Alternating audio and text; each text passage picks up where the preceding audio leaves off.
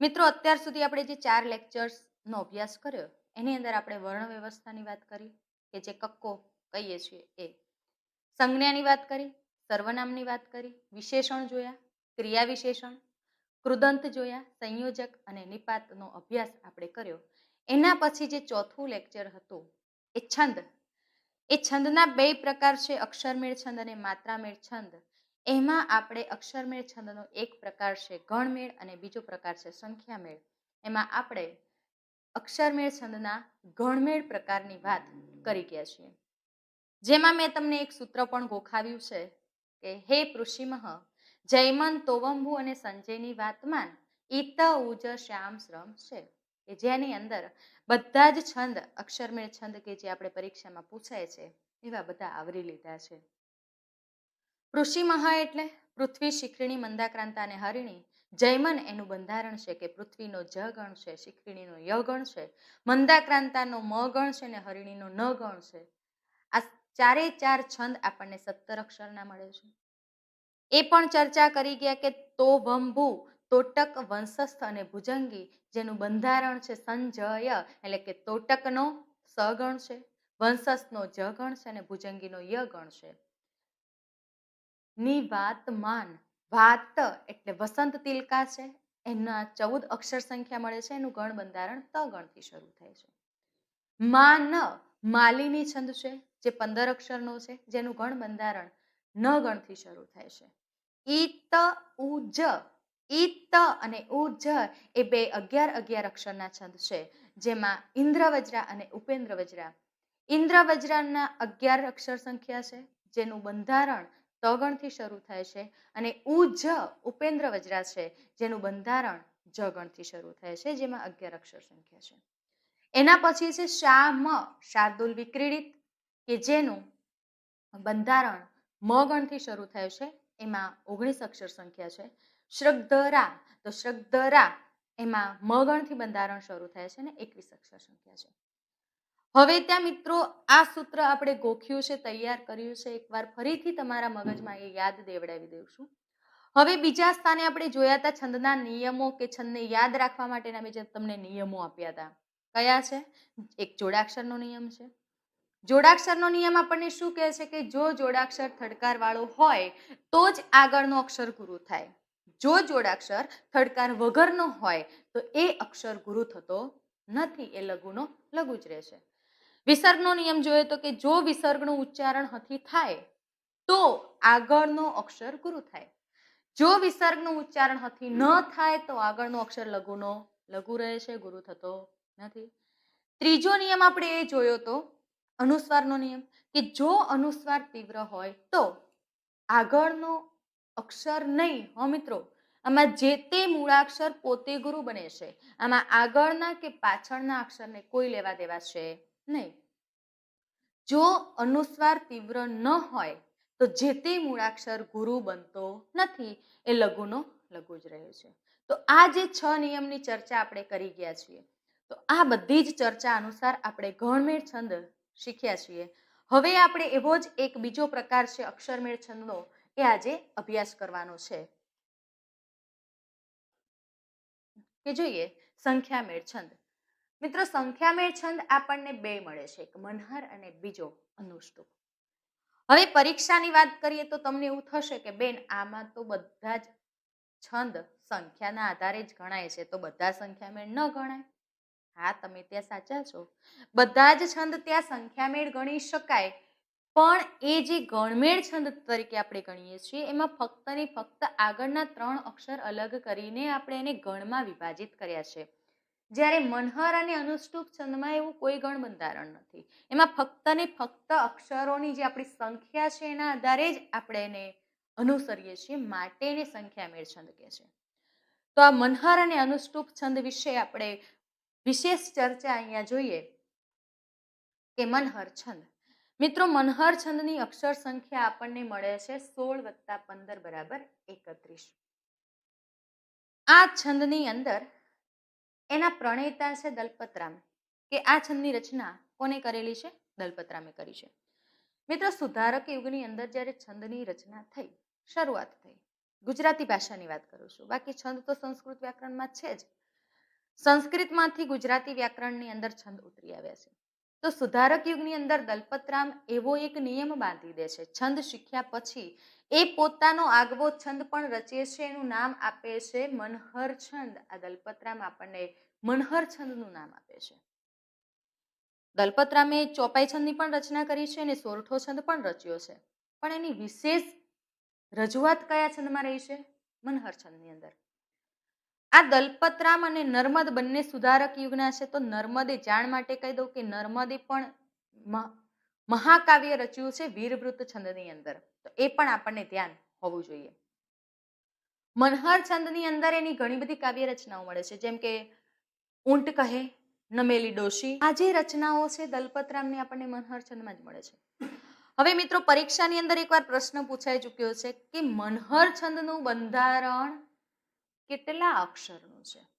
Option આપણને આપે છે 16+15, 15+16, 15+17 અને 17+15. તો ત્યાં આપણે શું કરવાનું છે? તો મનહર છંદની અંદર પહેલી પંક્તિમાં 16 અક્ષર સંખ્યા હોવી જોઈએ, બીજી પંક્તિ છે એમાં 15 અક્ષર સંખ્યા હોવી જોઈએ, બંને થઈને કેટલા બનવા જોઈએ? 31 અક્ષર સંખ્યા.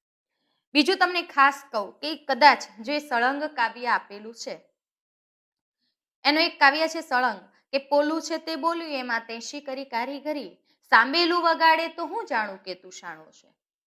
હવે એની આગળની પંક્તિ છે ગાયક ન લાયક તું ફોગટ ફૂલાણો છે, ગાયક ન લાયક તું ફોગટ ફૂલાણો છે, પોલું છે તે બોલ્યું એમાં તેશી કરી કારીગરી, સાંબેલું વગાડે તો હું જાણું કે તું શાણો છે.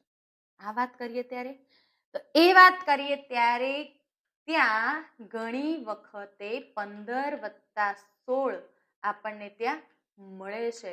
તો આ 16 પછી આવે છે, 15 પહેલા આવે છે, એમ કરીને આપણને 31 અક્ષર સંખ્યા પણ ત્યાં મળે છે.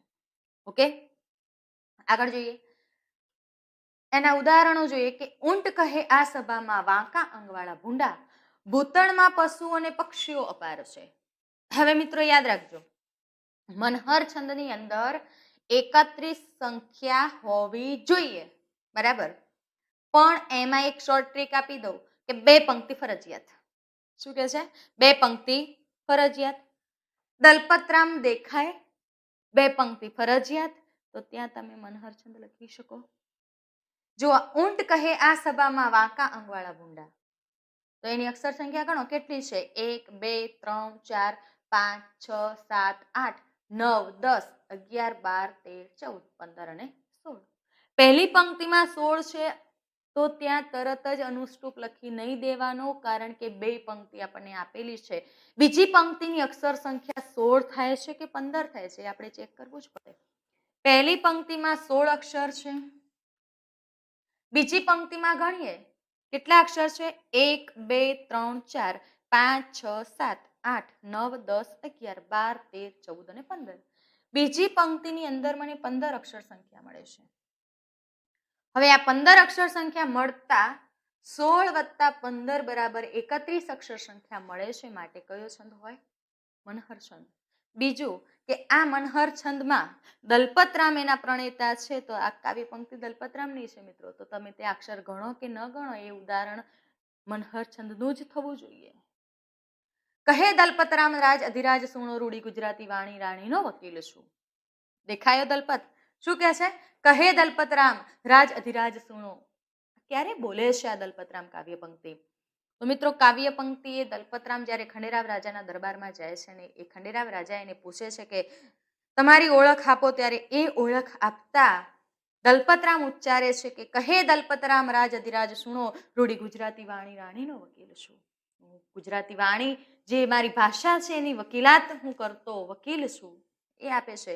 એટલે એ ટૂંકો પ્રશ્ન પણ પૂછાય કે ગુજરાતી વાણી રાણીના વકીલનું બિરુદ દલપતરામને કોણે આપ્યું છે? તો ખંડેરાવ રાજાએ આપ્યું છે. અહીંયા તમે પ્રશ્ન નોંધ કરી શકો છો કે સાહિત્ય અને વ્યાકરણ બંને અલગ નથી. અહીંયા આ ઉદાહરણની અક્ષર સંખ્યા જોઈએ કે કેટલી છે? 1, 2, 3, 4, 5, 6, 7, 8, 9, 10, 11, 12, 13, 14, 15 અને 16. આ પંક્તિમાં પણ આપણને 16 અક્ષર મળે છે. બીજી પંક્તિ છે એમાં જોઈએ કેટલા અક્ષર છે? 15 હોવા જ જોઈએ? જરૂરી નથી, જોઈએ 1, 2, 3, 4, 5, 6, 7, 8, 9, 10, 11, 12, 13, 14 અને 15. ઉપરની પંક્તિમાં 16 અક્ષર છે, નીચેની પંક્તિમાં 15 અક્ષર છે, એટલે 16 + 15 બરાબર કેટલા મળે છે આપણને? 31 અક્ષર સંખ્યા મળે છે. તો એ મનહરનું જ ઉદાહરણ હોવું જોઈએ. બીજા ઉદાહરણ જોઈએ મિત્રો. જરૂરી નહીં કે મનહર છંદની અંદર દલપતરામના ઉદાહરણ જ હોવા જોઈએ. બીજા સાહિત્યકારોએ પણ મનહર છંદની અંદર રચના કરેલી છે. તો એમાં ઉદાહરણ વિશે જોઈએ કે નાગરવેલીના જેવી નાજુકડી નાર વાંકી, વાંકો એનો અંબોડો ને વાંકા એના વેણ છે. બે પંક્તિ હોવી ફરજિયાત છે. નાગરવેલીના જેવી નાજુકડી નાર વાંકી, વાંકો એનો અંબોડો ને વાંકા એના વેણ છે. મેં હમણાં તમને કહ્યું કે ત્યાં દલપત દેખાવો જોઈએ, તો હા દલપત છે. જુઓ, સાંભળી શિયાળ બોલ્યું, દાખે દલપતરામ, અન્યનું તો એક વાંકું આપના 18 છે. ત્યાં પણ મનહર છંદ બને છે. તો જ્યાં આપણને દલપતરામની પંક્તિ દેખાય ત્યાં મનહર લખી શકાય. પણ મિત્રો ખાસ યાદ રાખજો, મનહર છંદની અંદર 8મા અક્ષરે યતિસ્થાન છે. ઓકે, એ જ યતિસ્થાન આપણને અનુષ્ટુપ છંદની અંદર પણ મળે છે. તો ચાલો આપણે અનુષ્ટુપ છંદનો પણ અત્યારે અભ્યાસ કરીએ. અનુષ્ટુપ છંદ મિત્રો, એમાં અક્ષર સંખ્યા આપણને મળે છે 16 + 16 = 32. હવે 16 + 16 = 32 છે. ઓકે, હવે ત્યાં જરૂરી નથી કે મિત્રો અહીંયા બે પંક્તિ ફરજિયાત પૂછાવી જ જોઈએ. ત્યાં એક પંક્તિ હોય તો ચાલે. બરાબર. કેમ એક પંક્તિ? કારણ કે એક પંક્તિ એટલે કે બે ચરણમાં 8 અક્ષરના બે ચરણ છે, એટલે કે 16 અક્ષરથી એક પંક્તિ બને છે. એટલે એક પંક્તિ હોય તો ચાલે. પણ હા, ત્યાં 16 અક્ષરની બે પંક્તિ હોય તો પણ ત્યાં અનુષ્ટુપ લખી શકાય છે. મનહરમાં આપણે શું જોયું કે સંખ્યામેળ છંદ છે. ઓકે, સંખ્યામેળ છે મનહર, પણ મનહરમાં બે પંક્તિ, જ્યારે અનુષ્ટુપ છંદની અંદર બે પંક્તિ હોય તો પણ ચાલે ને એક પંક્તિ હોય તો પણ ચાલે. બંને ચાલી શકે. બીજું શું કહે છે? એમાં 4 ચરણ હોવા જોઈએ. ચરણ કેટલા? 4. યતિસ્થાન 8મા અક્ષરે આવે છે ફરજિયાત. યતિસ્થાન કયા અક્ષરે આવે છે? 8મા અક્ષરે.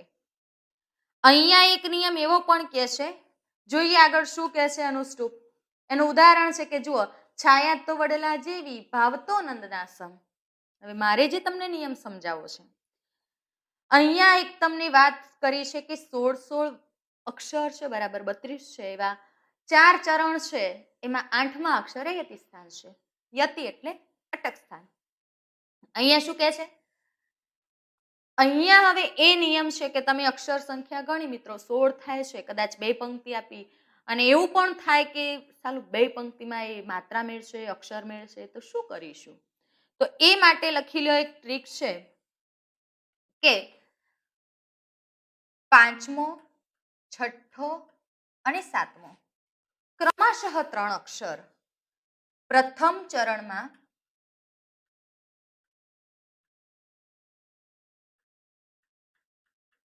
કોનું બંધારણ બનાવે છે મિત્રો? યગણનું બંધારણ બનાવે છે. એટલે કે 5મો, 6ઠ્ઠો અને 7મો અક્ષર કયા બનવા જોઈએ?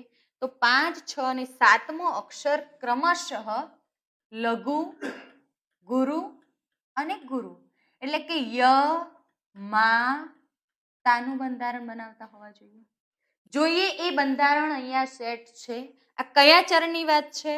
તો એ પહેલા ચરણની વાત છે. ઓકે, અહીંયા જોઈએ કે પહેલું ચરણ કયું છે કે છાયા તો વડલા જેવી. 1, 2, 3, 4, 5, 6, 7 અને 8 8 અક્ષરે યતિસ્થાન છે. હવે એમાં કયો કે છે? 5મો, 6ઠ્ઠો અને 7મો અક્ષર. જોઈએ કયો છે? 1, 2, 3, 4, 5, 6 અને 7. આ 3 અક્ષરનું બંધારણ કયા ગણથી બનવું જોઈએ મિત્રો? ય ગણથી. જોઈએ છે ડ છે તો એ લઘુ અક્ષર છે, લનેકાનો લા છે, જનય માત્રા જે છે તો એ ગુરુ અક્ષર છે. તો લઘુ, ગુરુ અને ગુરુ, એટલે કે ય માતાનું બંધારણ બનાવે છે. જુઓ, લઘુ, ગુરુ અને ગુરુ, એટલે કે યમાતાનું બંધારણ બનાવે છે. તો એ ય ગણ હોવાના નાતે એ કયો છંદ હોવો જોઈએ? અનુષ્ટુપ. હજી આગળ તો સાંભળો શું કહે છે. હવે 5મો, 6ઠ્ઠો, 7મો અક્ષર, 5, 6 અને 7 આ અક્ષર બીજા ચરણમાં બીજા ચરણમાં જ ગણનું બંધારણ બનાવે છે. કયો ગણ છે? જ ગણ. હવે જ ગણનું બંધારણ કયું છે? જ બા ન. જોઈએ શું કે છે? એમાં કયો અક્ષર હોવો જોઈએ? લઘુ, ગુરુ અને લઘુ. એટલે કે જ ભા ન. જ ભા ન. જ ગણનું બંધારણ બનવું જોઈએ. કયા ચરણમાં? તો બીજા ચરણમાં. જોઈએ બીજું ચરણ શું કહે છે? ભાવતો નંદના સમ. 1 2 3 4 5 6 અને 7. આ જે 3 અક્ષર છે એમાં જોઈએ આપણે કયો અક્ષર છે? દ એ લઘુ છે, નનેકાનો ના છે એ ગુરુ છે, ને સ એ લઘુ છે. એટલે કે જ ગણનું બંધારણ બને છે માટે એ છંદ અનુષ્ટુપ છંદ હોવો જોઈએ. ફરજિયાત રહેશે યાદ. એકદમ સરળ છે મિત્રો. તમારે ત્યાં સેકન્ડની અંદર જવાબ આપવાનો છે. ત્યાં આપણી પાસે આટલો બધો ટાઈમ નથી, તો ત્યાં તમે સરળતાથી કઈ રીતે જવાબ આપી શકો? તો એક પંક્તિ જોઈ, અક્ષર સંખ્યા ગણી, 16 થાય છે. યસ, 16 થાય છે તો આપણું પેલું જે સૂત્ર છે એને યાદ કરવાનું છે જ નહીં. અહીંયા 16 અક્ષર વાળો કોઈ અક્ષરમેળ છંદ છે જ નહીં. આપણે જે ગણમેળની વાત કરી એની અંદર 16 અક્ષર વાળો કોઈ છંદ મળતો નથી. આપણને કયા મળે છે? સંખ્યામેળ છંદની અંદર અનુષ્ટુપ મળે છે. તો ત્યાં તમે 16 અક્ષર જુઓ છો, એક જ પંક્તિ છે, તો મિત્રો તરત જ એના બે ચરણમાં 5મો, 6થો અને 7મો અક્ષર જોઈ લો ઝડપથી. જો ત્યાં ય ગણનું કે જ ગણનું બંધારણ બનતું હોય તો તમારો અનુષ્ટુપ છંદ પાક્કો છે. ઓકે, જઈએ આગળ. હા, બીજું ખાસ કે જુઓ, આ કાવ્ય પંક્તિ મિત્રો ઘણીવાર અલંકારની અંદર પણ પૂછાયેલી છે કે દેવોના ધામના જેવું હૈયું જાણે હિમાલય. કયો અલંકાર લખી શકાય? તો અહીંયા તમે હવે અસમંજસમાં મુકાઈ જશો, કારણ કે તમે પેલું ગોખ્યું છે. શું ગોખ્યું છે? જાણે રખે શકે આવે તો ઉત્પ્રેક્ષા લખવાનું, જેવો જેવી જેવું આવે તો ઉપમા લખવાનું. ગોખ્યું છે ને, તો ત્યાં ગોખતા નહીં. જો દેવોના ધામના જેવું સરખામણી કરી છે કોની સાથે? હૈયા સાથે. પણ એ હૈયું કેવું છે? હિમાલય. તો એ હૈયાને પાછું હિમાલયની સાથે સંભાવના બાંધી આપે છે. તો અહીંયા મિત્રો સરખામણી કરતા સંભાવના એ શ્રેષ્ઠ બને છે. તો અહીંયા આખી પંક્તિ હોય તો પણ જેવું શબ્દ છે અને જાણે શબ્દ છે સંભાવના બતાવે છે, તો ત્યાં ઉત્પ્રેક્ષા અલંકાર લખી શકાય. આ નિયમ છે. ઓકે, માત્રામેળ છંદની વાત કરીએ તો મિત્રો માત્રામેળ છંદની અંદર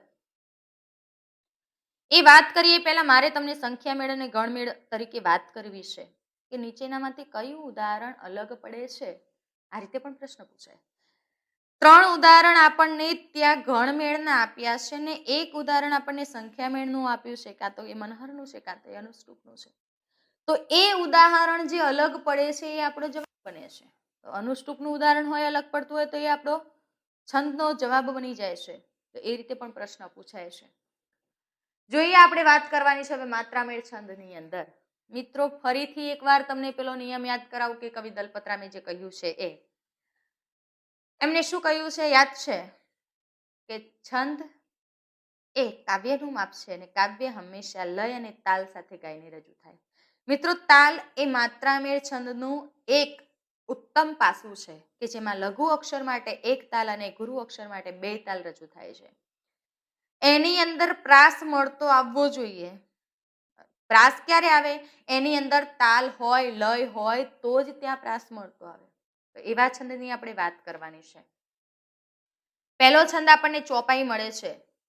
હવે આવું તો તમે ગોખી દીધું છે કે 15 માત્રા હોય, 4 ચરણ હોય, 15મી માત્રા યતિસ્થાન હોય. તો ત્યાં તમારી રીત છે, તમે ગોખી શકો છો, બરાબર છે. પણ એની એક શોર્ટ ટ્રીક આપું એ પહેલા આપણે પહેલા તો છંદને જોઈ લઈએ. શું કહે છે? ચોપાઈ છંદમાં માત્રા કેટલી છે મિત્રો? દરેક ચરણમાં 15 છે. પૂછાય એટલે લખી નહીં દેવાનું કે 15. તો ચોપાઈની માત્રા આ રીતે પણ ગણી શકાય છે. 15 × 4 = 60. કેમ 60 ગણી શકાય છે? તો ચોપાઈની અંદર મિત્રો ચરણ કેટલા મળે છે આપણને? 4 મળે છે. દરેક ચરણમાં 15 માત્રા છે તો 4 ચરણની કુલ માત્રા આપણને કેટલી મળે મિત્રો? 60 મળે છે. તો પ્રશ્નની અંદર ઓપ્શનમાં 15 પણ હોઈ શકે અને 60 પણ હોઈ શકે. તો ત્યાં એ પ્રશ્ન ખોટો પણ ન પડે ને રદ પણ ન થાય. કેમ ન થાય? કારણ કે તમે ત્યાં એક જ ચરણની માત્રા ગણો છો તો 15 છે અને 4 ચરણની ગણો તો ત્યાં 60 માત્રા છે. એના પછી આગળ છે કે યતિસ્થાન કેટલી માત્રાએ હોય છે? તો 15મી માત્રા યતિસ્થાન હોય છે. એના પછી આગળ જોઈએ, એનું ઉદાહરણ છે. જુઓ, લાંબા જોડે ટૂંકો જાય, મરે નહીં તો માંદો થાય. અહીંયા તમને એક જાદુ જેવું લાગે છે? જુઓ, તમે છે ને એકડો બગડો તગડો જ ગણો છો. લઘુ અક્ષર માટે 1 માત્રા ને ગુરુ અક્ષર માટે 2 માત્રા. એકડો બગડો ગણો મિત્રો, પણ અહીંયા આપણે સેકન્ડની અંદર જવાબ આપવાનો છે. જો મિત્રો તમે 2 સેકન્ડની અંદર એનો જવાબ આપી દો ને તો બાકીની જે 11 સેકન્ડ તમારી વધે છે ને ગુજરાતીના પ્રશ્નની, એ 11 સેકન્ડ તમને ગણિતના પ્રશ્નો સોલ્વ કરવાની અંદર તમને માફક આવે છે, મજરે આવે છે. ત્યાં જોવાનું છે. જો લાંબા જોડે ટૂંકો જાય, મરે નહીં તો માંદો થાય. કઈ ખ્યાલ આવે છે? જાય અને થાયનો પ્રાસ મળતો આવે છે. ચલો, અહીંયા હવે એક નિયમ મને તારણ એવું મળે છે કે લાંબા જોડે ટૂંકો જાય, મરે નહીં તો માંદો થાય. અહીંયા આ પહેલું ચરણ છે, આ બીજું ચરણ છે. ચોપાઈની અંદર એક પંક્તિ હોય, 2 ચરણ હોય તો ચાલે. કેમ ચાલે?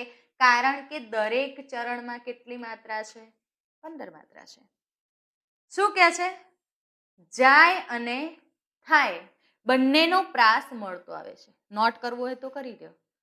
ચોપાઈની અંદર પહેલા ચરણનો છેલ્લો શબ્દ અને બીજા ચરણનો છેલ્લો શબ્દ, બંને ચરણના છેલ્લા શબ્દનો પ્રાસ મળતો આવે.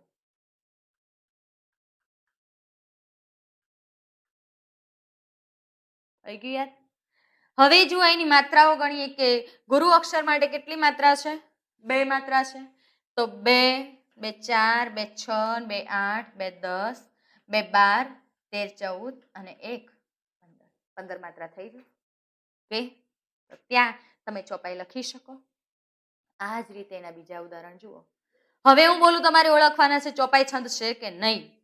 પાને પાને પોઢી રાત, તળાવ જંપ્યું કહેતા વાત, રાત અને વાત. જોઈએ ઉદાહરણ શું કહે છે? એક મૂર્ખને એવી ટેવ, પથ્થર એટલા પૂજે દેવ. તો ટેવ અને દેવ પહેલા અને બીજા ચરણના છેલ્લા શબ્દનો પ્રાસ ત્યાં શું થાય છે? મળતો આવે છે. શિયાળે શીતળ વાવાય, પાનખરે ઘઉં પેદા થાય, ઘીનો દીવો રાણો થાય, અગરબત્તી આછી પરમાય, કાળી ધોળી રાતી ગાય, પીએ પાણી ચરવા જાય. તો અહીંયા પહેલા અને બીજા ચરણના છેલ્લા શબ્દનો પ્રાસ મિત્રો મળતો આવે છે. તો એ આપણો કયો છંદ બને? ચોપાઈ છંદ બને, કે જેને 4 ચરણ છે એ બને. ઓકે, આગળ જઈએ. શું કે છે? દોહરો છંદ. દોહરો છંદની અંદર માત્રા કેટલી છે મિત્રો? 13 + 11 = 24. પણ આ માત્રા તો 13 + 11, 13 માત્રા યતિસ્થાન છે, +11 બીજા ચરણની અંદર 11 માત્રા છે. પહેલા ચરણમાં 13 માત્રા છે, બીજા ચરણની અંદર 11 માત્રા છે. બંને મળીને એક પંક્તિની માત્રા કુલ કેટલી બને છે મિત્રો? 24 માત્રા બને છે. જેમ કે જોઈએ, આ તો એક જ પંક્તિની વાત છે, તો અહીંયા લખી શકાય 13 + 11 = 24 × 2 = 48. કદાચ એવો પ્રશ્ન પૂછે કે દોહરો છંદમાં કુલ માત્રા કેટલી છે? તો કુલ માત્રા બને છે મિત્રો કેટલી? 48. કારણ કે દોહરો છંદ એ કેટલા ચરણ વાળો છંદ છે? 4 ચરણ વાળો છંદ છે. હવે ઓકે, 4 ચરણ વાળો છંદ છે. હવે એક જાદુ જુઓ, ચોપાઈની અંદર 15 માત્રા છે, જ્યારે અહીંયા 13મી માત્રા યતિસ્થાન છે, એટલે 2 ચરણ હોવા જરૂરી છે. હા, એમાં આપણને માત્રાની સંખ્યા પહેલી પંક્તિની મળે છે 24. અહીંયા યતિસ્થાન કેટલી માત્રા આપણને કહે છે? 13મી માત્રા. મિત્રો ચોપાઈમાં 1 પંક્તિ હોય તો ચાલે, જ્યારે દોહરોમાં 2 પંક્તિ અથવા તો 4 ચરણ હોવા ફરજિયાત છે. કેમ 4 ચરણ? તો ત્યાં એ દ્રષ્ટાંત અનુસાર સમજીએ કે શું કહે છે. જુઓ, દીપકના 2 દીકરા, કાજળ ને અજવાશ, એક કપૂત કાળું કરે બીજો દિયે પ્રકાશ. અહીંયા હવે તમને કઈ જાદુ દેખાય છે? જુઓ, અજવાશ અને પ્રકાશ. કારણ કે માત્રા મેળ છંદ એ લય મેળ છંદ છે અને લય અને તાલ સાથે કઈને જ રજૂ કરી શકાય. એમાં માત્રાઓની વધઘટ થાય તો ચાલે, કારણ કે એ કાવ્ય જ્યારે છંદોબદ્ધ થયું છે એની ઓરિજિનલ રચના વખતે આપણને ખ્યાલ નથી. ફક્ત ને ફક્ત એનો પ્રાસ મળતો આવે છે. આ પહેલું ચરણ છે, આ બીજું ચરણ છે, આ ત્રીજું ચરણ છે ને આ ચોથું ચરણ છે. 4 ચરણ આપણને આપેલા છે. એ 4 ચરણની અંદર જુઓ, પહેલા અને બીજા ચરણનો પ્રાસ મળતો નથી આવતો, ત્રીજા અને ચોથા ચરણનો પ્રાસ મળતો આવતો નથી. એમાં કયા ચરણનો પ્રાસ મળતો આવે છે? તો બીજું અને ચોથું ચરણ જે છે એ બે ચરણના છેલ્લા શબ્દનો પ્રાસ ત્યાં મળતો આવે છે. એટલે બે પંક્તિ ફરજિયાત કેમ છે? તો બીજા અને ચોથા ચરણનો પ્રાસ મળતો આવે છે, માટે દોહરોમાં બે પંક્તિ ફરજિયાત છે. પણ ઘણીવાર પંક્તિ એક જ પણ મુકાય છે, તો એ એક ખરેખર એક મોટી ભૂલ કહેવાય, કારણ કે એમાં બે પંક્તિ હોવી ફરજિયાત છે કે એની અંદર પ્રાસ મળતો આવે છે. જોઈએ આપણે એની માત્રાઓ ગણીએ કે દને દીર્ઘ દી છે એટલે કેટલી માત્રા થશે? ગુરુ અક્ષરમાં 2 માત્રા છે. પ છે લઘુ અક્ષર છે એટલે 1 માત્રા છે. ક છે લઘુ અક્ષર છે એટલે 1 માત્રા છે. નનેકાનો ના છે ગુરુ અક્ષર છે એટલે 2 માત્રા છે. બને માત્રા 2 છે એટલે 2 માત્રા છે. દને દીર્ઘ દી છે એટલે 2 માત્રા છે. કની 1 માત્રા છે. રનિકાનો રાની 2 માત્રા છે. જોઈએ શું કહે છે? પહેલા ચરણમાં કેટલી માત્રા હોવી જોઈએ? 13. તો 2, 3, 4, 5, 6, 7, 8, 9, 10, 11, 12 અને 13. 13 માત્રા એ અતિસ્થાન છે. હા. આગળના ચરણની માત્રા ગણીએ કે 2 જ એક જ છે એટલે 1 માત્રા. લઘુ અક્ષર છે અળ એટલે પણ એની 1 માત્રા. નને માત્ર ને છે એટલે ગુરુ અક્ષર છે એટલે એની 2 માત્રા છે. અ લઘુ અક્ષર છે એટલે એની 1 માત્રા છે. જ 1 માત્રા છે. વનિકાનો વા 2 માત્રા છે અને શ એની 1 માત્રા છે. ઘણી એની માત્રાઓની સંખ્યા કે 2, 3, 4, 5, 6, 7, 8, 9, 10 અને 1 11. તો અહીંયા 13 વત્તા 11 બરાબર કેટલી માત્રા મળે છે આપણને? કુલ 24 માત્રા. તો ત્યાં એ છંદ કયો બને છે? દોહરો બને છે. હવે જે મેં તમને શોર્ટ ટ્રીક આપી એને અનુસંધાને હવે જુઓ કે બીજા અને ચોથા ચરણનો પ્રાસ મળતો આવતો હોય તો મિત્રો એ છંદ દોહરો છંદ જ બને. બીજું જુઓ કે પહેલા અને બીજા ચરણમાં, પહેલા ચરણમાં 13 માત્રા છે, બીજા ચરણમાં 11 માત્રા છે, તો એ જ માત્રા અહીંયા ત્રીજા ચરણમાં 13 માત્રા થશે અને ચોથા ચરણમાં ફરી પાછી આ જો પહેલું ચરણ છે, બીજું ચરણ છે, ત્રીજું ચરણ છે અને ચોથું ચરણ છે, ત્યાં આ માત્રાઓનો પ્રાસ મળતો આવે છે. જ્યારે આ 11 ના છેલ્લા શબ્દનો જે પ્રાસ છે એ પ્રાસ મળતો આવે છે, માટે ત્યાં કયો છંદ બને છે? દોહરો છંદ બને છે. જોઈએ એના ઉદાહરણ કે ઓ ઈશ્વર ભજીએ તને, મોટું છે તુજ નામ. હવે હું જ્યાં બોલું ને મિત્રો ત્યાં તમારે શું પકડવાનું છે? પ્રાસ મળતો છે કે નહીં એ જોવાનું છે. ઓ ઈશ્વર ભજીએ તને, મોટું છે તુજ નામ, ગુણ તારા નિત ગાઈએ થાય અમારા કામ. નામ અને કામ એ શબ્દનો પ્રાસ મળતો છે.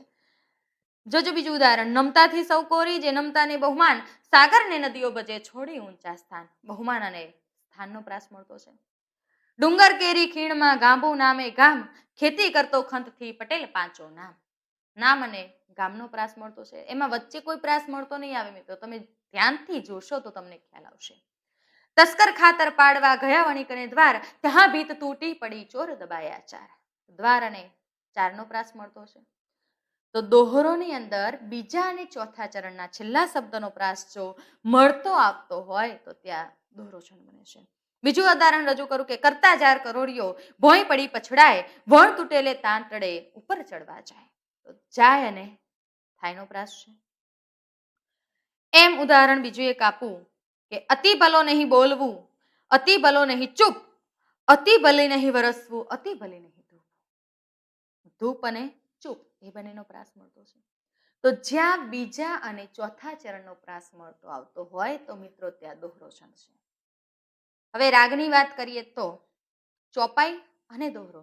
મિત્રો ચોપાઈ છંદની રચના એ દલપતરામ એક એની બે કૃતિની અંદર કરેલી છે, એક હીરાદંતી અને કમળલોચની. તો તમને કદાચ યાદ હોય તો દલપતરામે મનહર છંદ પણ રચ્યો છે, એને ચોપાઈ છંદ પણ રચ્યો છે અને સોરઠો છંદ પણ રચ્યો છે. પણ દલપતરામની હીરાદંતી અને કમળલોચની આ બે જે કૃતિ છે એ કૃતિમાં ચોપાઈ છંદ જોવા મળે છે. એ ચોપાઈ છંદની અંદર હડુલો રાગ આપે છે. હડુલો રાગ એટલે ખ્યાલ છે ને, ઉખાણાનો રાગ. કાળી ધોળી રાતી ગાય, પીએ પાણી ચરવા જાય, લાંબા જોડે ટૂંકો જાય, મરે નહીં તો માંદો થાય. આ હડુલો રાગ છે. પણ જ્યારે દોહરો છંદનો રાગ સરસ એવો બેસે છે કે દુહા ટાઈપ આપણે જ્યારે એને લલકારતા હોય, એનો રાગ છે દીપકના બે દીકરા, કાજળ ને અજવાસ, એક કપૂત કાળું કરે, બીજો દિયે પ્રકાશ. જો અજવાસ અને પ્રકાશનો પ્રાસ મળતો છે. બીજું એક ઉદાહરણ જો તમને ગાઈ સંભળાવું તો ખ્યાલ આવે. દરેકે દરેક છંદનો રાગ ત્યાં બેસે છે. જુઓ, ભણતા પંડિત નીપજે, લખતા લહિયો થાય, ચાર ચાર ગાઉ ચાલતા, લાંબો પંથ કપાય. તો આ ચાર ચાર ગાઉ ચાલતા લાંબો પંથ કપાય, તો ત્યાં એ દોહરોનો રાગ છે. મિત્રો, જો તમે બાથરૂમ સિંગર એકવાર બની જાઓ ને, મેં તમને કહ્યું છે, તો છંદ તમારે ક્યાંય કૂખવા નથી પડતા. આગળનો બીજો છંદ છે, જોઈએ હરિગીત છંદ. આ પણ એક મજાનો રાગ વાળો છંદ છે. એની અંદર માત્રા મળે છે 26 કે 28. મિત્રો, તમે બીજી ઘણી બધી બુકોની અંદર જોતા હશો ને 28 માત્રા જ ગણો છો, પણ જ્યારે નરસિંહરાવ દિવેટિયા, યાદ છે નરસિંહરાવ દિવેટિયા, જેને સૌ પ્રથમ આપણને પંડિત યુગની અંદર જે આખો કુસુમમાળા કાવ્ય સંગ્રહ આપ્યો છે, એ નરસિંહરાવ દિવેટિયા એ ખંડ હરિગીત નામનો જે છંદ છે એને ગણાવે છે. એની અંદર આપણને 26 માત્રા મળે છે. એની વાત કરીએ તો એની અંદર 16મી માત્રા યતિ સ્થાન આવે છે, એમાં 4 ચરણ છે. હવે હરિગીત છંદની અંદર જો હવે ચોપાઈ છે અને દોહરો છે, એની અંદર અલ્પવિરામ ફરજિયાત છે. જ્યારે હરિગીત છંદની અંદર જરૂરી નથી કે અલ્પવિરામ આપેલું હોય. એની અંદર એક છંદમાં 2 પંક્તિ ફરજિયાત છે, એક છંદમાં 4 પંક્તિ ફરજિયાત છે, પણ આપણે જોયું. પણ અહીંયા હરિગીત છંદની અંદર 1 પંક્તિ ચાલે. ઓકે, લખું એક ઉદાહરણ. જો એને ઉદાહરણ તરીકે જોઈએ કે જ્યાં જ્યાં નજર મારી ઠરે યાદી ભરી ત્યાં આપની. જ્યાં જ્યાં નજર મારી ઠરે યાદી ભરી ત્યાં આપની. આપણે ઓળખવાની જે રીત છે એને અનુસરીએ. શું કહે છે? સૌથી પહેલા આપણે શું શીખવી દઉં કે છેલ્લો અક્ષર જોવાનો. હા, જોયું. બીજા સ્થાને આપણે શું કરતા હતા? અક્ષરોની સંખ્યા ગણતા હતા. ગણો કેટલી છે? 1 2 3 4 5 6 7 8 9 10 11 12 13 14 15 16 અને 17. અહીંયા છેલ્લો પણ ગુરુ અક્ષર મળે છે, મને 17 અક્ષર સંખ્યા પણ મળે છે. 17 અક્ષરવાળા છંદની રચનાની અંદર કયા કયા છંદ છે મિત્રો? પૃથ્વી, શિખરિણી, મંદાક્રાંતા અને હરિણી. જુઓ, પૃથ્વી છે, મંદાક્રાંતા છે, હરિણી છે અને શિખરિણી છે. અહીંયા બંધારણ આપણે જોયું કે પૃથ્વીનો જ ગણ છે, મંદાક્રાંતાનો મ છે, હરિણીનો ન છે અને શિખરિણીનો ય ગણ છે. અહીંયા જુઓ 17 અક્ષરવાળા 4 છંદ મેં લખ્યા છે કે દરેકનો અક્ષર સંખ્યા કેટલી છે? 17 છે. દરેકનું બંધારણ પણ મેં અહીંયા લખ્યું છે કે જ, મ, ન અને ય. અહીંયા અક્ષર સંખ્યા કેટલી મળે છે? 17 મળે છે. ત્રીજું આપણું સ્ટેપ હતું કે આગળના 3 ને અલગ કરો. મિત્રો, હંમેશા જોડાક્ષર એ એક જ અક્ષર ગણાય. 1 2 અને 3 એટલે જ્યાં ગુરુ અક્ષર છે, આ પણ ગુરુ છે અને આ લઘુ અક્ષર મળે છે ન. ગુરુ, ગુરુ અને લઘુ એટલે કે કયું બંધારણ બને છે? તારાજ. ત ગણનું બંધારણ બને છે. માટે હવે ત ગણ આ 4 છંદમાં છે કે ના? તો એ છંદ ત્યાં પૃથ્વી, શિખરિણી, મંદાક્રાંતા, હરિણી બનતો નથી. ત્યાં કયો બનશે? તો છોડી દો તરત જ એને, એની માત્રાઓ ગણવાની શરૂઆત કરો કે ગુરુ અક્ષરમાં કેટલી માત્રા હોય? તો 2 માત્રા. અહીંયા જ્યાં છે એટલે 2, નની 1 છે, જની એક છે, ર એક છે, મનેકાનો માં છે એટલે એની બે માત્રા છે, રને દીર્ઘઈ રી છે એટલે બે માત્રા છે, ઠ એક માત્રા, રને માત્રા છે એટલે બે માત્રા, યનેકાનો યા છે એટલે દને દીર્ઘઈ દી છે એટલે બે માત્રા છે, ભ એક માત્રા, રી બે માત્રા છે, ત્યાં બે માત્રા છે, આ બે માત્રા છે અને પ એક માત્રા છે અને ની એ બે બે 4 5 6 7 8 9 10 11 12 13 14 15 16 17 18 19 20 21 22 23 24 25 26 27 અને 28 17 અક્ષર છે. છેલ્લો અક્ષર આપણને ગુરુ મળે છે. આગળના ત્રણનું બંધારણ ત ગણથી બને છે. તો મિત્રો લખી દો હરિગીત. ત ગણથી 17 અક્ષર વાળી રચનાનો કોઈ છંદ નથી. હરિગીત લખી જ શકાય. હવે એક શોર્ટ ટ્રીક છે, લખવી હોય તો લખી દો. 17 અક્ષર હોય, 19 અક્ષર હોય કે 21 અક્ષર હોય, એનું બંધારણ જો ત ગણથી બનતું હોય તો એ મિત્રો હરિગીત જ હોય. આ નિયમ છે. આપણે છંદને રાગ ઉપરથી ઓળખીએ છીએ તો એનો રાગ પણ જોઈ લ્યો. જ્યાં જ્યાં નજર મારી ઠરે યાદી ભરી ત્યાં આપની, આંસુ મહીએ આંખથી યાદી જરે છે આપની. ઉત્તમ ગઝલ છે, કવિ કલાપીની રચના છે. ભૂલો ભલે બીજું બધું, મા બાપને ભૂલશો નહીં, અગણિત છે ઉપકાર એના એ હવિસરશો નહીં. એ જ રાગ મળે છે. શ્રી રામચંદ્ર કૃપાલુ ભજ મન હરણ ભવ ભય દારુણમ. એ જ રાગ મળે છે. તું નાનકી બાળા હશે કોડે ભરી કૌમાર્યના. એ જ રાગ મળે છે. જુઓ હજુ, આ ખૂન ને ચરખે અને રાતે અમારી ગોદમાં. એ જ રાગ મળે છે. કોનો? આ જ્યાં જ્યાં નજર મારી ઠરે. ભલે કવિ બધા અલગ છે પણ રાગના અનુસંધાને બંધાયેલો એ છંદ કયો બને છે મિત્રો? હરિગીત બને છે. તેમાં માત્રાની વધ ઘટ થાય તો ઘણી જગ્યાએ ચાલે છે. કેમ ચાલે છે? તો ત્યાં પેલો દલપતરામનો નિયમ યાદ લાવો કે લઘુનો ગુરુ ને ગુરુનો લઘુ કરવો પડે તો કરવાનો, પણ કાવ્યના સૌંદર્યને ઠેસ નહીં પહોંચાડવાની. અને એમાંય માત્રામેળ છંદ તો એ ગાયને લય અને તાલ સાથે જ રજૂ થાય છે. માટે ત્યાં હરિગીત છંદ લખવાનો થાય. ઓકે, જઈએ આગળ. સવૈયા છંદ. સવૈયા છંદની અંદર માત્રાઓની સંખ્યા કેટલી મળે છે? 31 કે 32. કેટલા ચરણ છે એમાં મિત્રો? 4 ચરણ છે. યતિ સ્થાન કેટલા અક્ષરે છે? 16મી અને 21મી માત્રાએ. યતિ એટલે અટક.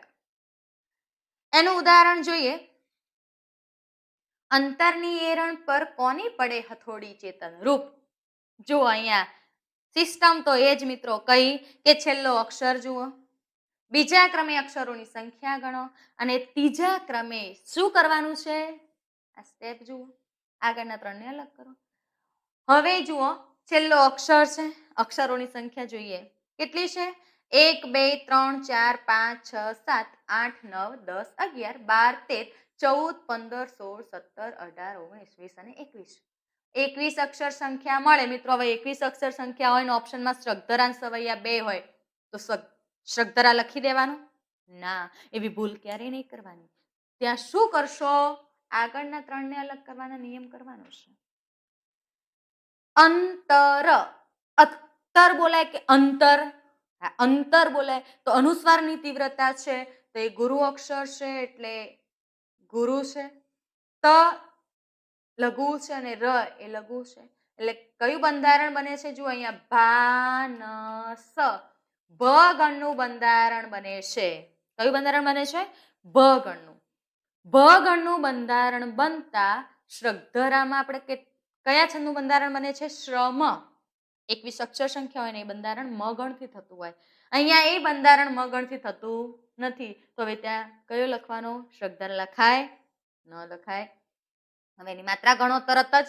2 ને જુઓ 2 છે, 3 4 5 6 7 8 9 10 11 12 13 14 15 16 17 18 19 20 21 22 23 24 25 26 27 28 29 30 અને 1 31. તો અહીંયા આપણને કેટલી માત્રા મળે છે મિત્રો? 31 માત્રા. 31 કે 32 માત્રા હોય તો કયો છંદ બને? સવૈયા છંદ બને. હવે એક દલપતની મસ્ત કાવ્ય પંક્તિ છે કે ઝેર ગયા ને વેર ગયા વળી કાળા કેર ગયા કરનાર એ ઉપકાર ગણી ઈશ્વરનો હવે હરકતું હિન્દુસ્તાન. એની અંદર પણ એ જ માત્રા છે. કેટલી માત્રા બને છે? 31 કે 32. આગળનો છંદ છે ઝૂલણા. બહુ મજાનો છંદ. કેમ મજાનો છે? ઝૂલણા છંદ એટલો સરસ છે કે જેના રચયિતા છે નરસિંહ મહેતા. નરસિંહ મહેતા એટલે મધ્યકાલીન ગુજરાતી સાહિત્યનો સૌપ્રથમ કવિ, આદિકવિ તરીકે આપણે એને ઓળખીએ છીએ. મિત્રો, નરસિંહ મહેતા એટલો બધો ચાલાક છે ને. કેમ ચાલાક છે ખબર છે? એને આપ્યો છે ઝૂલણા છંદ,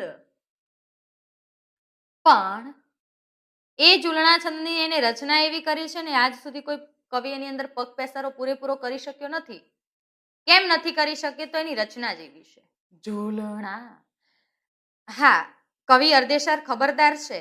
એ કવિ અરદેશર ખબરદારે જે આખો દર્શનિકા કાવ્ય સંગ્રહ આપ્યો છે, એની જે દીકરી છે તહેમીના, એ તહેમીનાનું અવસાન થાય છે ને અવસાનના આઘાત રૂપે જે આખો છંદ રચે છે, આખો સળંગ ઝૂલણા છંદની અંદર આખો કાવ્ય સંગ્રહ આપે છે. કયો છે? દાર્શનિકા કાવ્ય સંગ્રહ છે. એના સિવાય એને બીજે કોઈ ઝૂલણા છંદ વાપરી શક્યો નથી. એની મહાનતા છે નરસિંહ મહેતા. હા, કવિ કાંતે પણ ઝૂલણા છંદ લખ્યો છે, પણ એ પ્રયત્ન તરીકે છે. જ્યારે નરસિંહના તો લોહીની અંદર ઝૂલણા છંદ વપરાયેલો છે. નરસિંહ મહેતાએ ઝૂલણા છંદ, ચોપાઈ છંદ, આ બધા ઘણા બધા છંદની અંદર એની રચનાઓ કરેલી છે. એની માત્રા મળે છે 37. ચરણ કેટલા છે મિત્રો? 4 ચરણ. એની અંદર યતિસ્થાન છે 10, 20 અને 30મી માત્રા. એના પ્રણેતા છે નરસિંહ મહેતા. અહીંયા હવે એક રીત બતાવું મિત્રો કે કાવ્ય પંક્તિનો નિયમ છે કે પહેલી પંક્તિ લખવાનો નિયમ છે. પહેલી પંક્તિ અહીંયાથી લખાય તો નરસિંહની બીજી પંક્તિ અડધેથી લખાય. કેમ અડધેથી લખાય? તો મિત્રો, આ એક જ પંક્તિ છે, એ પંક્તિ અધૂરી છે, માટે એને અડધેથી લખાય છે. એને અહીંયાથી જ જો આ પંક્તિની શરૂઆતની જેમ જ અહીંયાથી એ પંક્તિની શરૂઆત કરે તો એ પંક્તિ એ બીજી પંક્તિ ગણાય છે, તો એની સળંગ માત્રા ગણાતી નથી. એની માત્રા ત્યાં અટકી જાય છે. જેમ કે ઉદાહરણ જોઈએ આપણે. જાગને જાદવા કૃષ્ણ ગોવાળિયા તુજ વિના ધેનમાં કોણ જાશે. શું કે છે? જાગને જાદવા કૃષ્ણ ગોવાળિયા. હવે અહીંયા જો આ પંક્તિની જો માત્રા તમે ગણો, હવે ત્યાં તમે માત્રા ગણવા જશો તો હવે આ પંક્તિ જો અહીંયા સળંગ લખેલી આપી હોય તો એ બીજી પંક્તિ થઈ જાય. હવે બીજી પંક્તિ થવાના નાતે એની માત્રા ત્યાં મારે અલગ ગણવી પડે છે. તો જોઈએ એની માત્રા કેટલી છે. ગુરુ અક્ષર છે એટલે 2, 3, 4, 5, 6, 7, 8, 9, 10. અહીંયા શું કરશો? 10 તો થયા. અને 11 ગણશો કે 12 ગણશો? 10, 1, 11, 12, 13. આને હું 2 માત્રા ગણું છું. કેમ?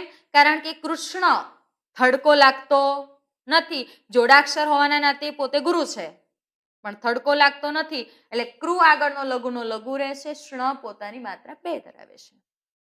એટલે પહોંચ્યા 13, 14, 15, 16, 17, 18, 19 અને 20. હવે મિત્રો, આની પંક્તિની માત્રા 20 થાય છે. જો આ પંક્તિ અહીંયાથી સળંગ ગણાય તો 20 માત્રા વાળો કોઈ છંદ બનતો નથી. માટે એ કાવ્ય પંક્તિને અડધેથી લખાય છે. 20 પછી 21, 22, 23, 24, 25, 26, 27, 28, 29, 30, 31, 32, 33, 34, 35, 36 અને 37 માત્રા બને છે. હવે આ 37 માત્રા બને છે તો હવે કયો છંદ છે? ઝૂલણા. એક નિયમ નોટ કરો મિત્રો, લખો કે 34 માત્રા ઉપર અને 40 માત્રા સુધી જો માત્રા વધતી હોય તો ત્યાં ઝૂલણા છંદ લખી શકાય. કેમ લખી શકાય એનું કારણ કહું કે નરસિંહ મહેતા એ મધ્યકાલીન ગુજરાતી સાહિત્યનો કવિ છે ને એ વખતે આપણે ત્યાં છાપખાના નહોતા. ગુજરાતની અંદર છાપખાના 1842 ની અંદર આવે છે. ક્યારે આવે છે? 1842માં. કોણ લઈ આવે છે? દુર્ગારામ મહેતા. સૌથી પહેલું છાપખાનું ક્યાં સ્થપાય છે એ તમારે પ્રશ્ન શોધવાનો છે જાતે, એવું નહીં કહું.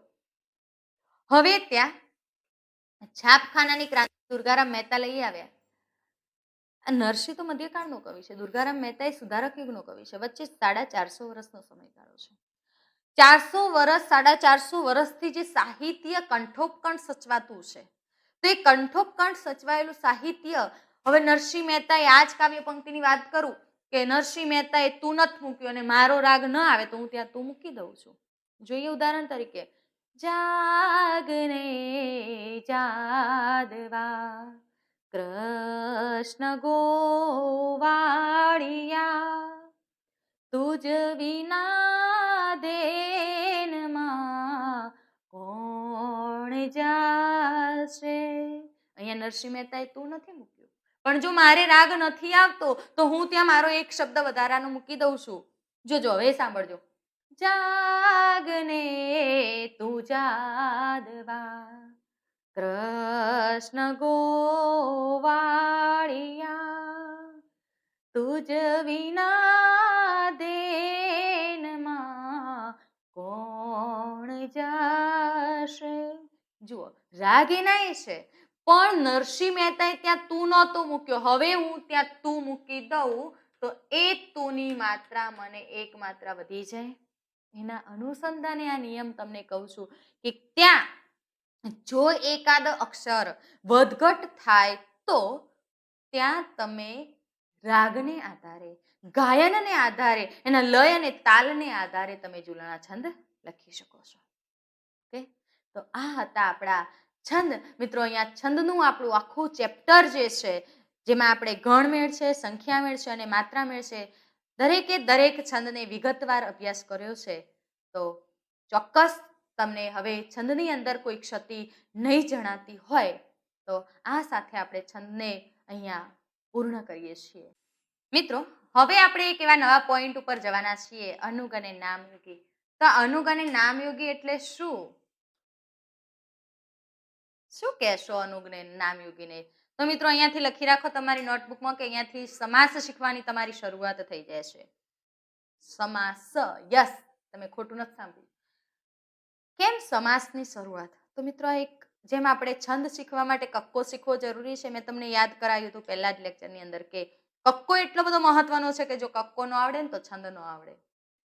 તો એ જ રીતે આપણને અનુગ અને નામયોગીની ખબર ન હોય તો આપણને સમાસ અને વિભક્તિ આવડતી નથી, આપણે ત્યાં અભણ થઈ જઈએ છીએ, સીધા જ સમાસ ન શીખી શકાય.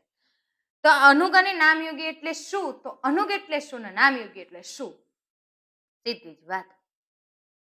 ને એ પ્રત્યે લાગતો હોય, એ ને થી, માં થી, થકી, વડે, માટે, કાજે, વાસ્તે, સારું, તો આ જે બધા શબ્દો પ્રત્યે લગાડીએ છીએ ને એને જ આપણે અનુગ અને નામયોગી કહીએ છીએ. આ પ્રત્યે ક્યાં લગાડવાનો? તો વાક્ય જ્યારે સરખું બનાવવું હોય ત્યારે. અને વાક્ય ક્યારે બને? જેમ કે કહું, મહેશ ચા લાવ્યો, મહેશ ચા લાવ્યો. આ જે શબ્દો છે તો એમ કહું કે મહેશ કીટલીથી ચા લઈને આવ્યો. ત્યાં કીટલીથી જે નવો શબ્દ ઉમેરું છું ને, આખો જે વારો શબ્દ દ્વારા જે આખું વાક્ય ભેગું થાય છે અને ભેગું બન્યા પછી ચોક્કસ અર્થયુક્ત મને વાક્ય મળે છે, એ અર્થયુક્ત બનાવે છે કોણ? તો અનુગ અને નામયોગી. તો અનુગ અને નામયોગીનો વિગતે અભ્યાસ આપણે અત્યારે કરવાના છીએ. શું કહે છે કે વાક્યમાં રહેલા અલગ અલગ પદો વચ્ચે ચોક્કસ પ્રકારના જો સંબંધો હોય છે, આ સંબંધોને કારણે વાક્યનો અર્થ આપણને સમજાય છે. કોઈ સંબંધ હોય, હું એમ કહું કે હું પેન વડે લખું છું, બરાબર, હું પેન વડે લખું છું, તો હું પેન લખું છું. હવે પેનનો અને મારી સાથેનો સંબંધ, કઈ ક્રિયા કરવાનો છે? તો લખવાની ક્રિયા સાથેનો જે સંબંધ બતાવવાનો છે, ત્યાં હું કયો શબ્દ ઉમેરું છું? વડે શબ્દ ઉમેરું છું. હું પેન વડે લખું છું, તો એ વડે શબ્દ જે ઉમેરાય છે એ શબ્દ દ્વારા આપણને આખો વાક્યનો અર્થ સમજાય છે. તો આવા સંબંધોને જોડવા અને વાક્યોના અર્થને પૂરા કરતા ઘટકોને આપણે શું કહીએ છીએ મિત્રો? અનુગો અને નામયોગીઓ કહીએ છીએ. આ જે ઘટકો પૂરા કરવાના છે એને આપણે અનુગો અને નામયોગી કહીએ છીએ. ખ્યાલ આવ્યો છે? શું કહે છે? કાંઈ નહીં, ટૂંકું મગજમાં બેસાડી દો. અર્થપૂર્ણ વાક્ય રજૂ કરવા માટે અનુગ ને નામયોગીની જરૂર પડે, સીધી વાત. જુઓ, અનુગો અને નામયોગીઓ એ વિભક્તિના પ્રત્યયો છે. પ્રશ્ન પૂછાય છે મિત્રો અને વાક્ય શુદ્ધિના નિયમની અંદર પણ હોય છે કે વિભક્તિના પ્રત્યયને શું કહેવાય છે? તો વિભક્તિના પ્રત્યયને અનુગ અને નામયુગી કહેવાય છે. એમાં એનું સૌથી નાનું રૂપ બને છે અનુગ. તો અનુગ એ વિભક્તિનો મૂળ પ્રત્યય બને છે. તે વિભક્તિ દર્શાવવાનું કાર્ય કરે છે. અનુગ અને નામયોગી વગર તો વિભક્તિ બનતી જ નથી, કારણ કે વિભક્તિ એટલે કોઈ પણ બે પદો છે એ બે પદોને છૂટા પાડવાની વાત, વિભક્ત કરવાની. હવે આ બે પદો જે છે એને વિભક્ત કરવા માટે આપણે વચ્ચે જે પ્રત્યય લગાડીએ છીએ એ પ્રત્યયને આપણે અનુગો કાં તો નામયોગી કહીએ છીએ. Okay, clear? જોઈએ એની ચર્ચા આગળ. વિશેષ શું કે છે? અનુગ તો વાક્યમાં પદ પદ વચ્ચેના સંબંધોને દર્શાવતા પ્રત્યયો એટલે અનુગો. પદ પદ વચ્ચેનો સંબંધ. પદની વ્યાખ્યા આપણે જોઈ હતી, કદાચ તમને યાદ હોય તો સંજ્ઞાની અંદર પદના બે પ્રકાર છે, એક વ્યયી પદ અને એક અવ્યયી પદ. વ્યયી પદની અંદર લિંગ અને વચન પ્રમાણે વિશેષણના પદમાં ફેરફાર થાય છે, જ્યારે અવ્યયી પદની અંદર લિંગ અને વચન પ્રમાણે વિશેષણના પદમાં કોઈ ફેરફાર થતો નથી. શું કહે છે? આવા અનુગો આપણને કુલ કેટલા મળે છે મિત્રો? 5 મળે છે. હવે મારા વાલા મિત્રો ઘણીવાર મને એવો પ્રશ્ન કરે છે, બેન અનુગ તો 8 છે, તમે કેમ 5 ગણાવો છો? હા, તમે 5 કહો છો તો એ પણ સત્ય છે ને 8 કહો છો તો એ પણ સત્ય છે. કેમ? તો અહીંયા જુઓ મેં લખ્યા છે એના રૂપો, અનુગો લખ્યા છે એ, ને, થી, માં, ન. આ નના રૂપો આપ્યા છે. શું આપ્યું છે? નના રૂપો. તો આ જે નના રૂપો મળે છે નો, ની, નું અને ના, તો આ જ્યારે નો, ની, નું, નાને ગણાવું છું, નને કાઢી દઉં છું, ત્યારે એ અનુગ કેટલા થયા? આ 4 અને આ 4 એટલે 8 પણ બને છે. અને આને ન ગણતા આ જ્યારે 5 ગણીએ છીએ ત્યારે એ અનુગની સંખ્યા કેટલી મળે છે મિત્રો? આપણને 5 મળે છે. એટલે ત્યાં તમે ખોટા નથી. ઓકે, અનુગ એ પદોની સાથે જોડાઈને આવે છે. જોડાઈને કેવી રીતે જોડાય? એ જોડાઈને આવે છે ને ઘણીવાર અંદર ભળી પણ જાય છે. બરાબર. હવે આ અનુગની વાત કરીએ તો શું કહે છે? જોડાઈને પણ આવે છે અને ભળીને પણ આવે છે. ભળીને કોઈ ખબર ના પડી એવું જ ના કહેતા હો મને. ભળીને આવે છે એટલે શું છે? તો લખું એક વાક્ય કે મહેશ એ હોશિયાર છોકરો છે. હવે મિત્રો તમે આ જોયું કે આ તો વિરોધાભાસ થયો કે મહેશ એ હોશિયાર છોકરો છે, તો ત્યાં તો અનુગ એ છે, તો એ તો જોડાયેલું નથી. તમે સાચા છો, ત્યાં જોડાયું નથી. તો કેમ નથી જોડાયો, એ ક્યારે જોડાય એ પણ આપણે ત્યાં નોંધવાનું છે. જરૂરી નહીં કે અનુગ જોડાઈને જ આવે ને અનુગ ભળીને જ આવે. ઓકે, શું કહે છે કે મહેશ એ હોશિયાર છોકરો છે. તો અહીંયા એ કોઈ મિત્રો અનુગ તરીકે વપરાયો નથી. આ એ વિશેષણ તરીકે વપરાયો છે. એ દર્શક વિશેષણ તરીકે વપરાયો છે. માટે દર્શક વિશેષણ અને દર્શક સર્વનામ તરીકે વપરાતો એ હંમેશા જે તે પદથી જોડાઈને નહીં પણ એને અલગ અલગ થાય છે. આ નિયમ નોટ કરવો હોય તો તમારી નોટમાં તમે કરી શકો છો કે અનુગ હંમેશા જે તે શબ્દની સાથે જોડાઈને વપરાય છે અથવા તો ભળી જઈને વપરાય છે. પણ જો શું કે છે? પણ જો એ અનુગ જો દર્શક વિશેષણ કે દર્શક સર્વનામ તરીકે વપરાયો હોય તો એ જોડાતો નથી. એ હંમેશા જે તે પદથી અલગ લખાય છે. હવે જોડાઈને ને ભળીને વાત કરીએ. જુઓ, અહીંયા જોડાઈને આવવાની વાત કરી છે, હું કહું છું કે ભળીને પણ આવે. તો મહેશે ચા પીધી. શું કહે છે? મહેશે ચા પીધી. મહેશ એક ચોક્કસ નામ છે વ્યક્તિનું. મહેશ છે, આ જે હું એ પ્રત્યય લગાડું છું ત્યારે આ એ અનુગના અર્થમાં છે, જ્યારે આ એ શેના અર્થમાં છે? વિશેષણના અર્થમાં છે. આ એ અનુગના અર્થમાં છે. હવે અહીંયા એમ ભળી ગયો છે. ક્યારે ભળે છે? તો આ એ કેમ ભળે છે? તો જોઈએ કે આ જે મહેશ છે, મહેશની અંદર જે સ્વર ભળેલો છે એ સ્વર લઘુ છે, એ અસ્વર છે, લઘુ સ્વર છે, માટે એ એની અંદર પડી ગયો છે. પણ જો એમ કર્યું હોય કે મીના એ, અહીંયા મીના એ ચા પીધી, આ વાક્ય હોય તો શું થાય? આ એને જોડાઈને લખવો પડે, અહીંયા એને ભેળવી દીધો છે. કેમ ભેળવ્યો છે? તો આ એ લઘુ અક્ષર છે, લઘુ સ્વર આપણને મળે છે, માટે એની અંદર એ પડી જાય છે. અ વત્તા એ બરાબર એ થાય, સંધિનો નિયમ છે, નોટ કરવો હોય તો કરી લ્યો.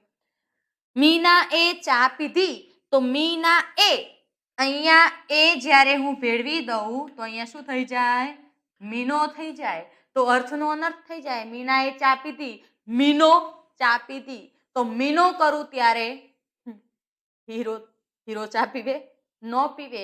તો એ આખો અર્થનો અનર્થ થઈ જાય છે. માટે અનુગ એ જો દીર્ઘ સ્વર હોય કે કોઈ વિજાતીય સ્વર હોય તો એની અંદર ભળીને આવે છે, જોડાઈને આવે છે. જ્યારે એ મૃદુ સ્વર છે, રસ્વ સ્વર છે, તો એની અંદર ભળીને આવે છે. તો અનુગ એ પદોની સાથે જોડાઈને આવે છે. બીજો નિયમ લખો કે અનુગ એ જે તે પદની અંદર ભળીને પણ આવે છે.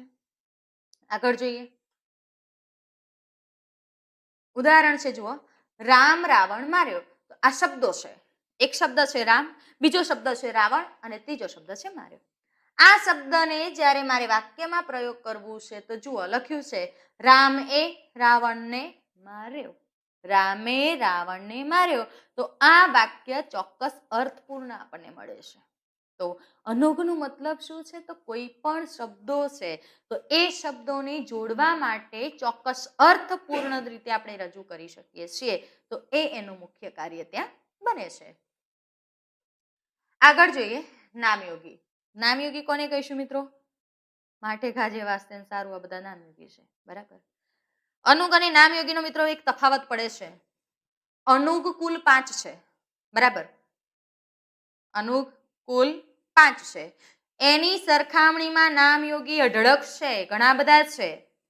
અનુગ હંમેશા જે તે શબ્દની અંદર ભળી જઈને અથવા તો જોડાઈને આવે છે, જ્યારે નામયોગી એ જે તે શબ્દની સાથે વાક્યમાં સ્વતંત્ર વપરાય છે, ભેગો વપરાતો નથી.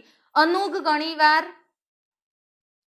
જો દર્શક વિશેષણ તરીકે કે જો કોઈ સંયોજકના અર્થમાં વપરાયો હોય તો એ અનુગ હંમેશા અલગ લખાય છે. પણ જો શું કહે છે? પણ જો એ અનુગ જો અનુગની તરીકે વપરાયો હોય તો એ ભેગો જ લખાય છે, જોડાઈને લખાય છે. પણ નામયોગી વાક્યમાં હંમેશા સ્વતંત્ર વપરાય છે ને ઘણીવાર નામયોગી પોતાનો ચોક્કસ આગવો અર્થ પણ આપે છે. જોઈએ. નામયોગીઓ પણ અનુગની જેમ વિભક્તિ દર્શાવવાનું જ કામ કરે છે. નામયોગ્ય વાક્યમાં સ્વતંત્ર રીતે વપરાય છે. ક્યારે સ્વતંત્ર વપરાય? તો વાક્ય એક બોલું કે હું પેન વડે લખું છું. મિત્રો વડે શબ્દ નામયોગી છે, જો આ વાક્યમાં સ્વતંત્ર છે.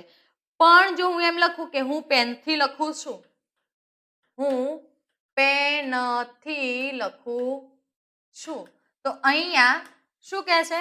પેનથી. હવે થી અહીંયા અનુગ છે, જ્યારે વડે શબ્દ એ નામયોગી છે. તો નામયોગી હોવાના સાથે એ વડે અલગ લખાય છે, જ્યારે થી એ અનુગ હોવાના નાતે જે તે શબ્દની સાથે ભેગો લખાય છે. મિત્રો વાક્યનો અર્થ બદલાતો નથી. ઓકે. ઘણીવાર નામયોગીઓ પોતાનો આગવો અર્થ પણ દર્શાવે છે. આગવો અર્થ. હવે એમ લખું વાક્ય જુઓ કે રમેશ મહેશ ની આગળ ઉભો છે. શું કે છે? રમેશ મહેશની આગળ ઉભો છે. તો અહીંયા નામયોગી પહેલા તો કયું પદ છે? આગળ પદ છે. રમેશ મહેશની આગળ ઉભો છે. તો રમેશ મહેશ, મહેશ ની, તો એ ની શું છે મિત્રો? અનુગ છે. આગળ ક્યાં ઉભો છે? આગળ. તો આગળ એટલે એક ચોક્કસ એનો અર્થ પણ છે કે એની આગળની બાજુ. અગાઉ ઊભો છે તો ત્યાં આગળ શબ્દ એનો અર્થ પણ સૂચવે છે પોતે નામયોગી. તો ઘણીવાર આવા શબ્દો પોતાનો ચોક્કસ આગવો અર્થ પણ આપણને આપે છે.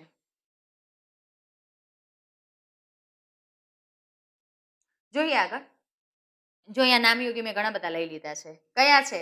તો થકી, વડે, દ્વારા, મારફત, વાસ્તે, માટે, કાજે, આગળ, પાછળ, અંદર, બહાર, નીચે, સામું, બહાર, જેમ, અંગે, વિશે, સહિત, વિના, લીધે, દૂર, નજીક, પાસે, હેઠે, આગે, તદ્દન, હાલ, હમણાં, અત્યારે, ઓણ, પર, તરીકે, સુધી, પેઠે, કેરું, તણું, નિત્ય અને ઉપર. આ બધા જ શબ્દો આપણને શેનું સૂચન કરે છે મિત્રો? એ આપણને નામયોગીનું સૂચન કરે છે. તો આ બધા જે શબ્દો છે એ શબ્દોને આપણે કયા નામે ઓળખીએ છીએ? નામયોગી તરીકે. મિત્રો, હવે જે આપણે આ પ્રશ્નો જોવાના છે એ પ્રશ્નો કયા છે? તો આપણે જે આ છંદ અને અનુગ અને નામયોગીનો જે અભ્યાસ કર્યો એ અભ્યાસના અનુસંધાને આપણે જે પ્રશ્નો જોવાના છે કે એમાંથી મહત્વના પ્રશ્નો કે પ્રશ્ન કઈ રીતે પૂછાઈ શકે, તો એ મહત્વના પ્રશ્નો આપણે અત્યારે જોઈશું. જોઈએ, પહેલો પ્રશ્ન આપણને છે કે મનહર છંદના પ્રણેતા કોણ છે? તો મનહર છંદના પ્રણેતા કોણ છે મિત્રો? યસ, જુઓ, મનહર છંદના પ્રણેતા છે કવિ દલપતરામ.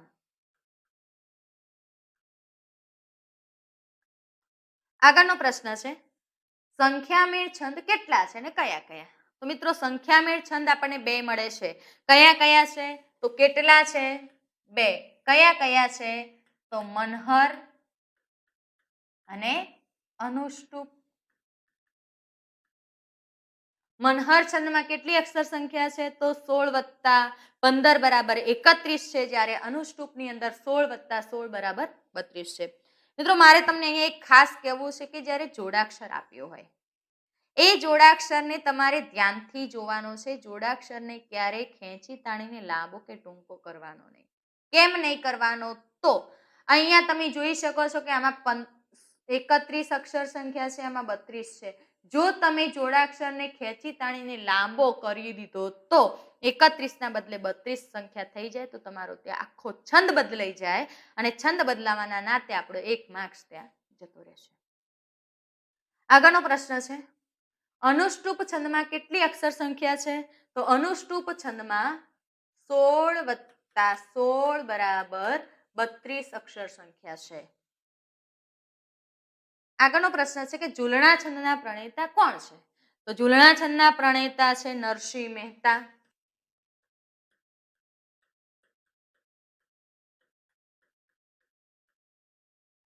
આગળનો પ્રશ્ન જોઈએ, શ્રી રામચંદ્ર કૃપાલુ ભજમન હરણ ભવભય દારુણમ છંદ ઓળખાવો. રાગ ઉપરથી હું પકડું છું, માત્રા નથી જોવી. શું કે છે? શ્રી રામચંદ્ર કૃપાલુ ભજમન હરણ ભવભય દારુણમ જ્યાં જ્યાં નજર મારી ઠરે યાદી ભરી ત્યાં આપની. આ છંદ કયા રાગનો હતો? આ કયો છે? હરિગીત. હવે હરિગીતની અંદર કેટલી માત્રા મળે છે? આપણને 28 કાં તો 26 માત્રા મળે છે. આગળનો પ્રશ્ન જોઈએ, ચોપાઈ છંદમાં કેટલા ચરણ હોય છે? મિત્રો, ચોપાઈ 4 પાઈ. કેટલા ચરણ? 4 ચરણ.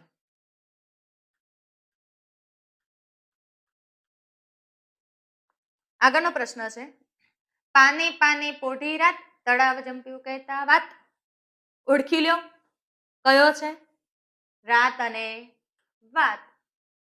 પહેલી પંક્તિનો છેલ્લો શબ્દ, પહેલા ચરણનો છેલ્લો શબ્દ અને બીજા ચરણનો છેલ્લો શબ્દ બંનેનો જ્યારે પ્રાસ મળતો આવતો હોય તો કયો મેં કીધો તો તમને? ચોપાઈ. જોઈએ એની માત્રા કેટલી છે? 2 ને 2 4, 2 6 ને 2 8, 2 10, 2 12, 13 14 ને 1 15. 15 માત્રા બને છે. યસ, તો કયો હોય? ચોપાઈ. આગળનો પ્રશ્ન છે નરસિંહ મહેતા સિવાય કયા કવિએ ઝૂલણા છંદ ગાયો છે? તો નરસિંહ મહેતા સિવાય અરદેશર ખબરદારે ઝૂલણા છંદ ગાયો છે, જેની વાત રજૂ થઈ છે. તો કયા કવિ છે? અરદેશર ખબરદાર.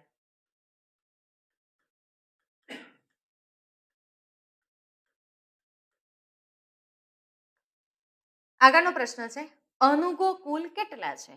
તો મિત્રો અનુગો કુલ કેટલા મળે છે આપણને? 5 મળે છે.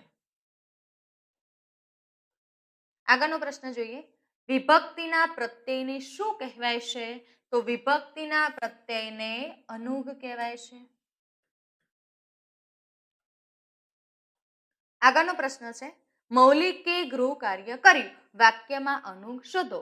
તો જુઓ મૌલિક કન માત્ર કે તો એની અંદર ભળેલો છે એ, તો અહીંયા વાક્યમાં અનુગ કયો છે? એ છે. આગળનો પ્રશ્ન છે મુકેશે તેનું ગૃહ કાર્ય મહેશ કરતા વહેલું પૂરું કર્યું વાક્યમાં નામયોગી શોધો. શું કહે છે? મહેશે તેનું ગૃહ કાર્ય મહેશ કરતા કેવું પૂરું કર્યું? વહેલું. તો અહીંયા બે નામયોગી છે કરતા અને વહેલું.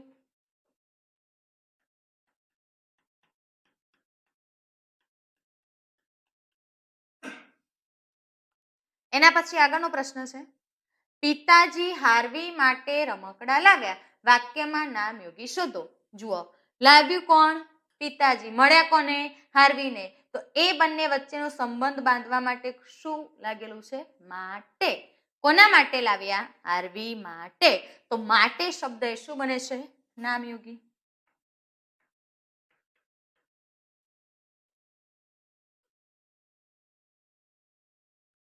આગળનો પ્રશ્ન છે તસ્કર ખાતર પાડવા ગયા વણિકને દ્વાર ત્યાં ભીત તૂટી પડી ચોર દબાયા ચાર. છંદ ઓળખાવો.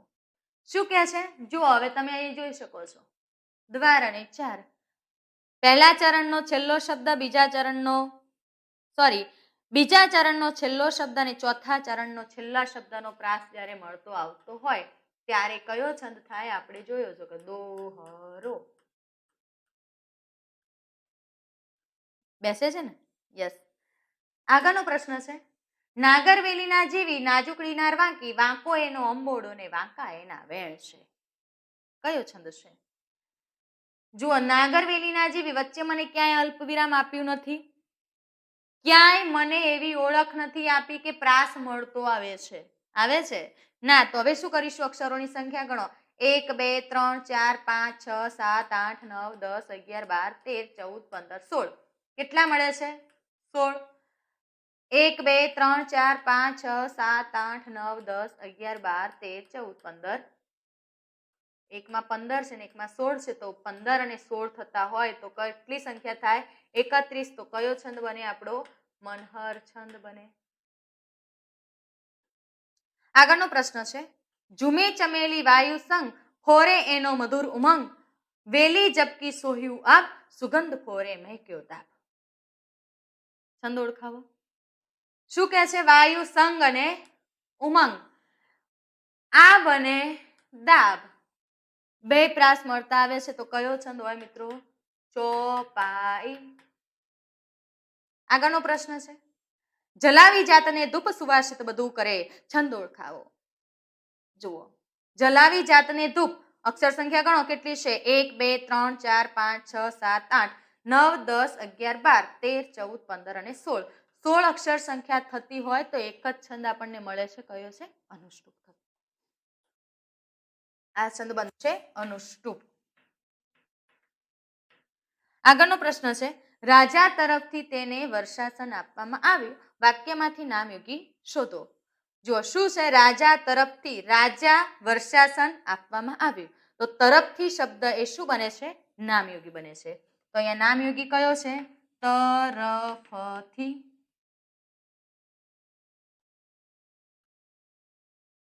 તો મિત્રો અહીંયા આપણું જે આજનું 5મું લેક્ચર હતું એ પૂર્ણ થાય છે. તો મળીએ આવા જ એક નવા લેક્ચર સાથે, નવા ટોપિકો સાથે, નવી ચર્ચાઓ સાથે મળીએ. આભાર.